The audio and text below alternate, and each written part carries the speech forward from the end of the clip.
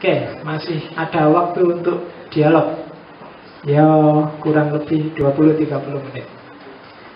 Silakan yang mau tanya. Ya, Mas.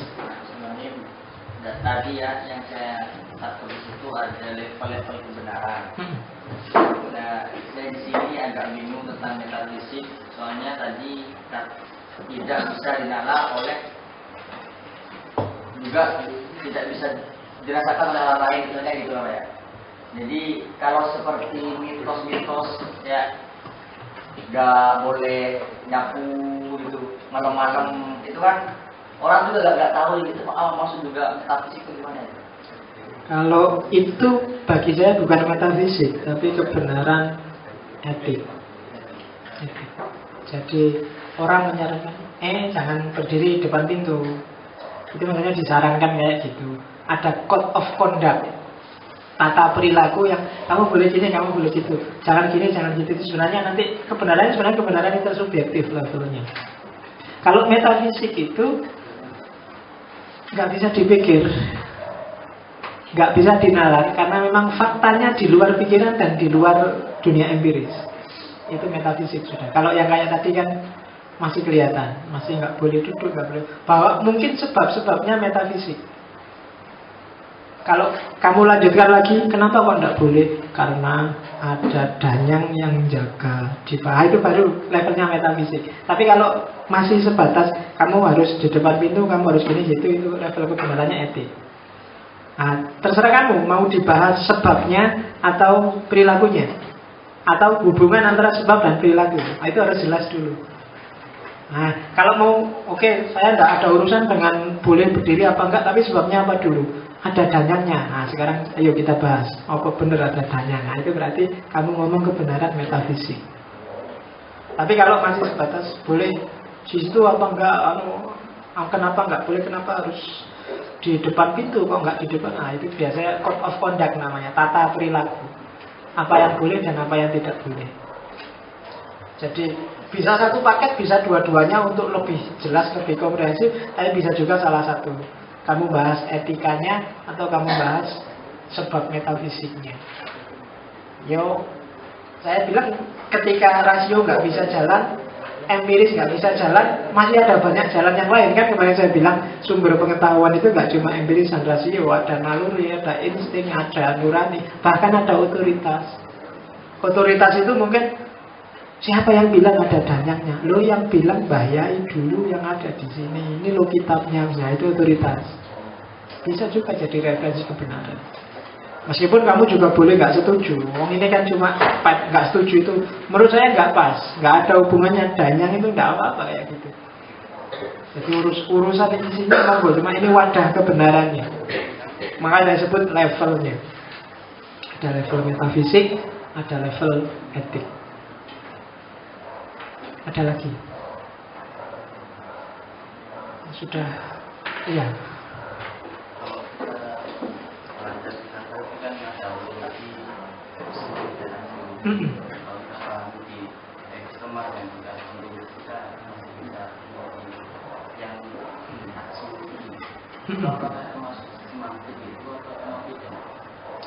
Aksiologi itu etik. Aksiologi itu isinya dua, etika, estetika. Kalau etika kebenarannya intersubjektif, estetika kebenarannya sebenarnya subjektif yang susah dikembangkan jadi intersubjektif. Etika itu sangat cair, tidak bisa dimasukkan di sini. Kenapa nggak saya masukkan di sini? Susah sekali memasukkan etika ke level kebenaran, karena secara value, secara nilai dia bukan kebenaran. Dia ngomong tentang indah dan tidak indah, pantas dan tidak pantas, dan kategorinya sangat cair estetika itu. Orang tidak bisa disalahkan sama sekali kalau dia suka lagu dangdut, sementara tetangganya suka lagu rock. Kamu suka baju kotak-kotak, yang satu suka baju bulat-bulat. Itu estetika. Dan biaya, kamu kok pakai baju kotak-kotak toh? Kan harusnya pakai baju bulat-bulat. Nah itu susah. Kamu membahas estetika di level kebenaran itu susah. Estetika itu gaya masing-masing orang, itu estetik. Jadi aksiologi biasanya yang lebih dibahas adalah etikanya, bukan estetikanya. Nanti kita bahas dua-duanya. Makanya ini kurikulumnya masih panjang. Jadi etika dan estetika itu nanti dua tema terakhir yang kita bahas. Syukur-syukur sekali-sekali nanti ada ahli estetika dan etika kita datangin terus kita bahas. Kita suruh ngomong di sini apa itu estetika. Ya. Kalau contohnya cuma saya estetika, mungkin saya tidak terlalu estetik kayak gini ya. Jadi secara estetik itu tidak enak. Harus ada yang lebih enak dilihat secara estetik, mungkin kamu lebih semangat. Jadi tenang aja Mas, nanti ada bagiannya sendiri ya, aksiologi. Ini sebenarnya kita belum ngomong ontologi, kita baru ngomong epistemologi. Ini ketika saya ngomong ada ontologi, ini sebenarnya jenis kebenaran. Jenis kebenaran ontologis, jenis kebenaran epistemologis. Ontologis itu berarti dari aspek realitas sesuatu keberadaannya, yang ini dari aspek pengetahuannya. Ada jenis kebenaran ilmiah, non-ilmiah. Dari sisi keberadaan, dari sisi realitas, ada jenis kebenaran objektif, subjektif, intersubjektif. Dari kenyataan kebenarannya. Jadi ini belum masuk ke bagian filsafat yang namanya etika. Bahkan belum masuk ke filsafat yang namanya ontologi. Ini ontologi untuk menyebut jenis kebenaran, bukan membahas ontologi sebagai filsafat ada dalam filsafat. Nanti kita masuk setelah epistemologi, kita akan membahas logika. Kalau logika ini teknik berpikirnya, kalau ini kan asumsi-asumsi pemikirannya. Setelah logika baru kita masuk ke metafisika. Setelah metafisika kita ngomong etika, setelah itu estetika. Kalau sudah estetika, insya Allah sudah filsafatmu luar biasa kalau ngerti. Oh iyalah ya kalau nggak ngerti. Karena estetika itu banyak orang menyebutnya sudah puncak. Kerumitannya filsafat itu ada di estetik. Setelah itu baru mungkin kalau kita masih punya stamina, kita tambahin lagi misalnya filsafat agama, lebih jelimet lagi filsafat agama.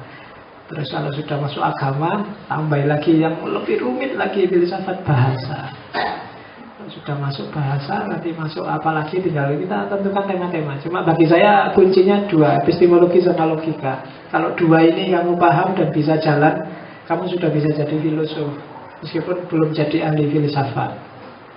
Nah, ahli filsafat itu kalau sudah paham metafisika, paham etika, estetika, biasanya sudah ahli filosof dan filsafat. Kalau kamu sudah ngerti itu semua, sudah bisa dalil filsafat ya.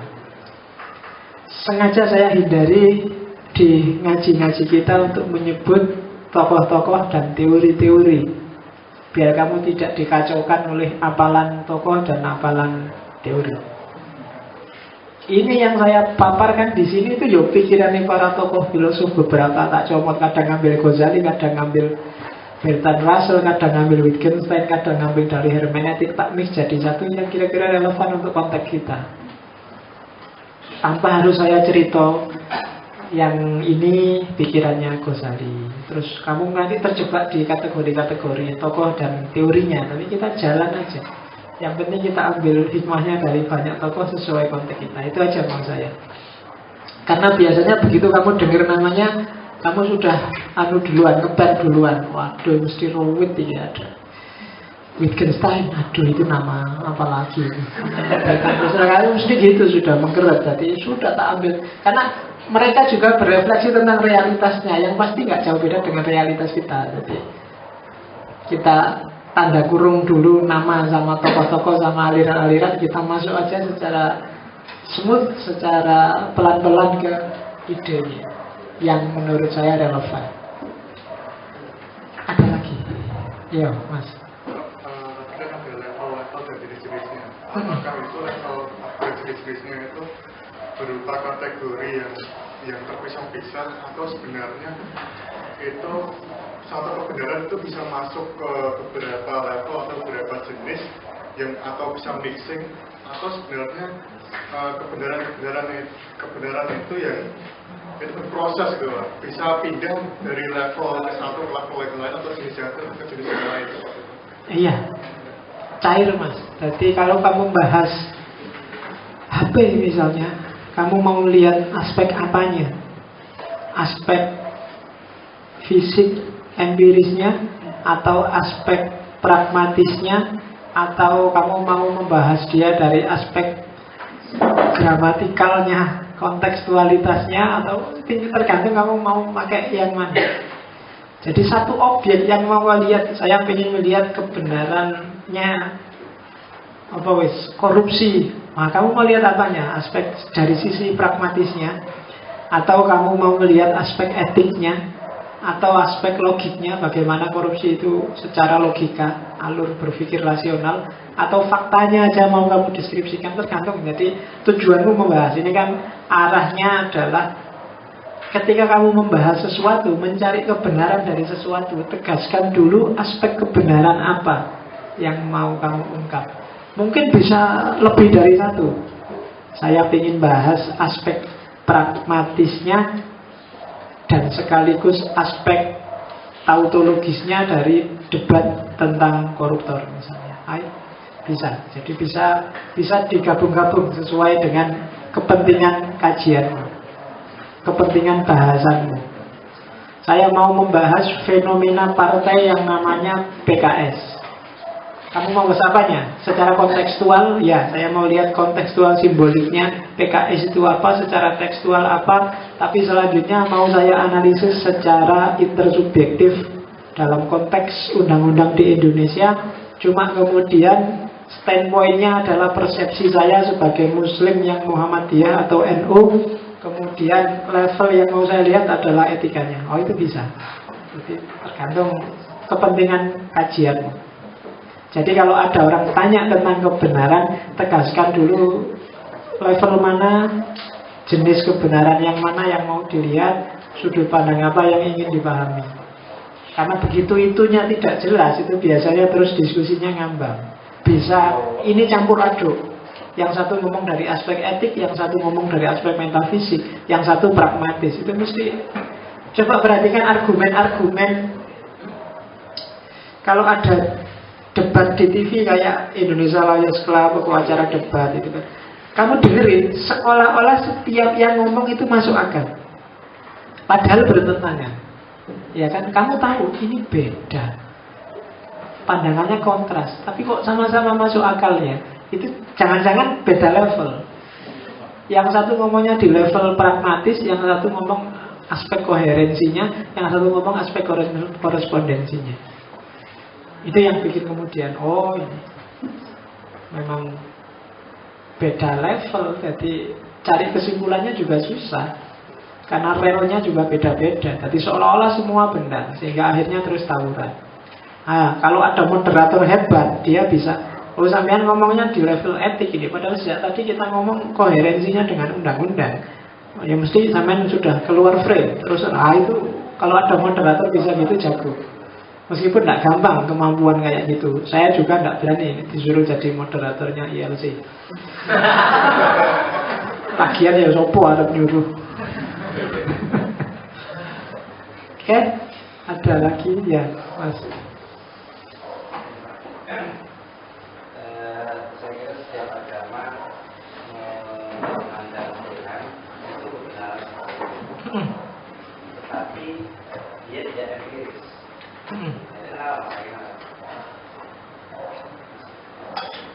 Kalau tidak empiris, kebenarannya pasti kebenaran metafisik.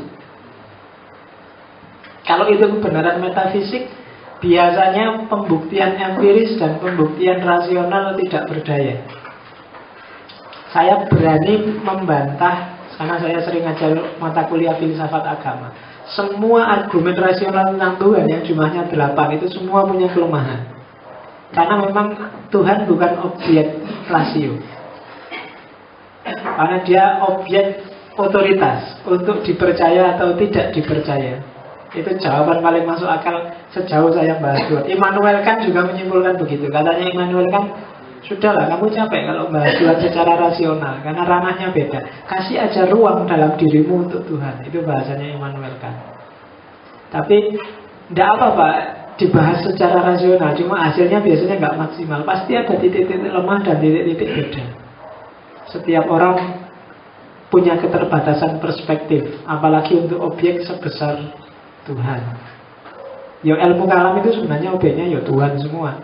Cuma Maka setiap aliran debat itu kenapa ya? Karena memang ada keterbatasan-keterbatasan.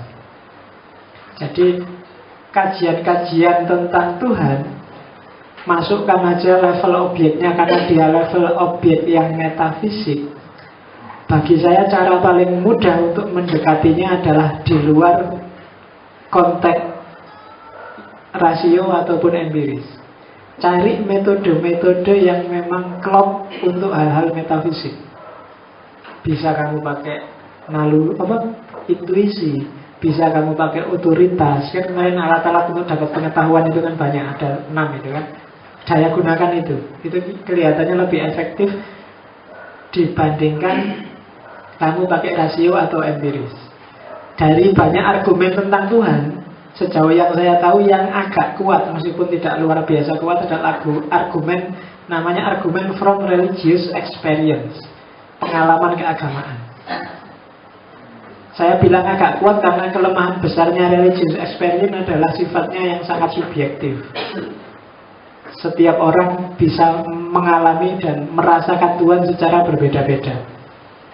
Tapi yang jelas bisa setiap orang merasakan adanya Tuhan. Nah, itu caranya Mas. Karena memang objeknya Tuhan objek yang sangat metafisik. Karena setiap orang kan, kamu itu punya pemahaman yang beda-beda tentang Tuhan. Itu pasti. Persepsi, penghayatan yang beda-beda. Tapi yang jelas semuanya bisa merasakan adanya Tuhan hadir dalam hidupnya. Itu argumen yang paling menurut saya kelemahannya paling kecil dibandingkan argumen-argumen rasional yang lain. Ya meskipun beda-beda, mungkin yang orang keras itu menghayati Tuhan itu sebagai yang maha adil, maha menyiksa. Jadi kalau kamu salah dikit aja besok disate di neraka. Sementara yang ngerti filsafat, yang rodo-rodo liberal itu, Tuhan itu maha penyayang, maha pengampun. Jadi salah-salah sidik rapopo lah, santai wae. Ya kan? Jadi penghayatan persepsimu terhadap Tuhan beda-beda sesuai konteks kehidupanmu masing-masing. Malah salah sidik wae, Tuhan itu maha pengampun, santai aja kan gitu. Tapi ada yang hati-hati. Begitu kamu keliru dikit aja, siap-siap besok di neraka kamu akan disate dia. Karena sekarang semua peralatan untuk menyiksa kita sudah siap.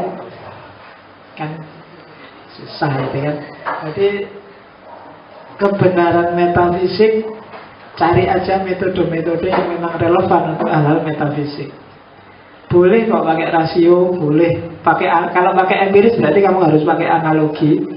Tapi akurasinya memang agak berat. Biasanya, maka Ghazali kan dalam Al-Mungkin Minad Dhalal dia bilang, saya sudah menjelajah kemana-mana. Saya ngerti ilmu tabi'i, ilmu natural, tak jelajahi ilmu falsafah, tak jelajahi ilmu klenik, batini, tapi saya ketemunya di tasawuf yang rasa. Ini yang menurut saya lebih komprehensif untuk bisa ketemu dengan Tuhan. Itu Al-Mungkin Minad Dhalal. Ya sekali-sekali kamu ngaji Mungkin Minad Dhalal, karena luar biasa. Itu pengembaraan intelektualnya Ghazali. Lumayan kamu dapat wawasan-wawasan, mulai dari wawasan eksakta, kemudian wawasan filosofis rasional, kemudian wawasan mistik klenik, dan terakhir tasawuf. Itu Mungkin Minad Dhalal. Ya mungkin besok Ramadan kamu jadwalkan ngaji Ghazali. Kemarin kan kamu sudah diskusi psikologinya Ghazali hari. Ya. Nah, itu dilanjutkan Ghazalinya. Apalagi pembicaranya kan lumayan. Iya.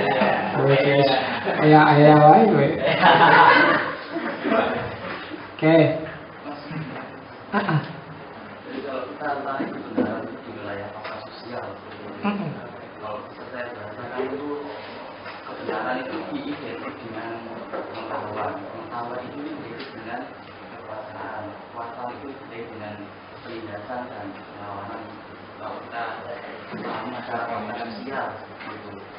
Dan yang saya pahami di ini pengetahuan ini kan secara ideal, tapi pada faktanya sebenarnya logik, terus empirik, rasional, positivistik dan lainnya itu dituhani oleh kekuasaan gitu. Bagaimana cara mengkawan kebenaran yang Ya. itu secara Yang kamu omongkan itu teorinya tokoh bukan, namanya Foucault. Cuma jauh sebelum Foucault ada filosof era pencerahan namanya Francis Bacon yang bilang knowledge is power. Jadi ya itu persepsi yang pesimis terhadap pengetahuan. Karena memang dalam faktanya, meskipun tidak selalu konotasinya negatif, tidak selalu harus jadi penindasan. Orang yang pintar itu dia akan mendominasi orang yang bodoh. Itu fakta. Kamu tidak ngerti filsafat sejak tadi hampir 2 jam, itu namanya tak dominasi. Loh ya kan? Tak dominasi, tapi konotasinya kan tidak negatif. Gitu loh. Jadi persepsinya Foucault mungkin separuh benar, separuh salah. Separuh salah dalam arti tidak selalu didominasi, dihegemoni. Kalau itu aspek pengetahuan, itu berdampak negatif secara sosial.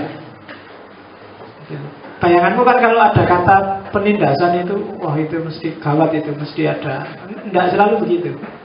Kamu sejak tadi tak dikte, ini namanya kan tak dikte. Tak dikte itu kan namanya ditindas. Saya sewenang-wenang padamu, seolah-olah saya ngerti segalanya, terus kamu manut aja. Kalau nggak manut tak salah, ya seolah-olah gitu. Tapi itu kan, ini dalam konotasi beda sama itu.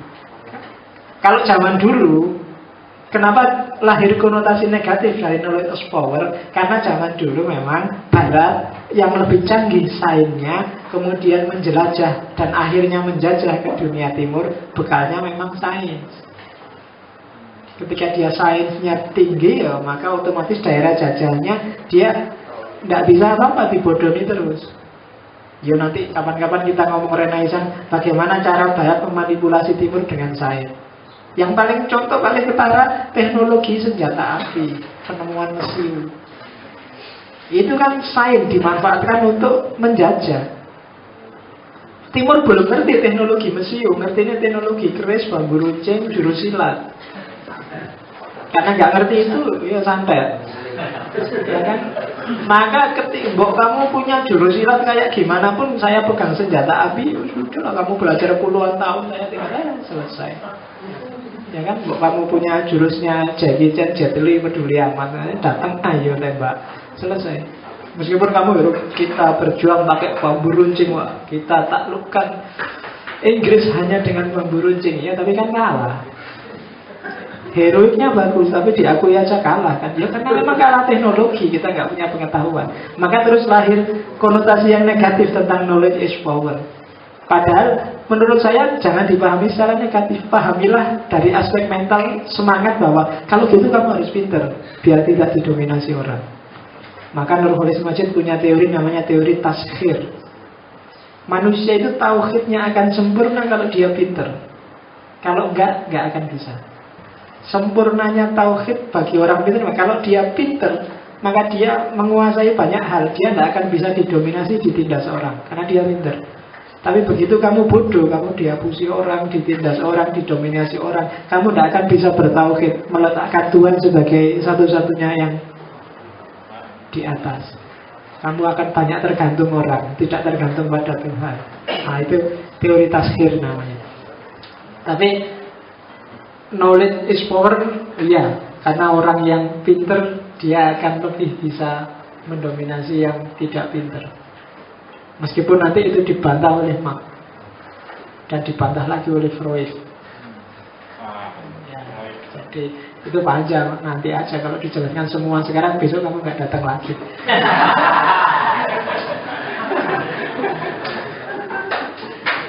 Oke, saya kira sudah ya, kamu sudah mabuk dengan kebenaran malam ini. Minggu depan kita akan bahas, ini kan sangat pasti, minggu depan kita bahas tema yang sangat cair. Salah satu aliran dalam epistemologi yaitu skeptisisme dan relativisme. Ya, jadi orang skeptis ini kan sebenarnya basisnya filsafat. Sejak zaman Yunani kelompok skeptis ini ada, termasuk relativisme. Nanti kita lihat ikhwalnya, cara berpikirnya, model-modelnya. Kalau ada waktu kita kritik atau bagaimana dia mengkritik cara berpikir kita. skeptisisme. Setelah itu kita ngomong epistemologi sosial dan epistemologi common sense, peristiwa sehari-hari. Dan nggak tahu kalau sudah selesai baru kita masuk ke logika, caranya berpikir. Oke ya, saya kira itu. Insya Allah ketemu minggu depan. Saya akhiri sekian. Assalamualaikum warahmatullahi wabarakatuh.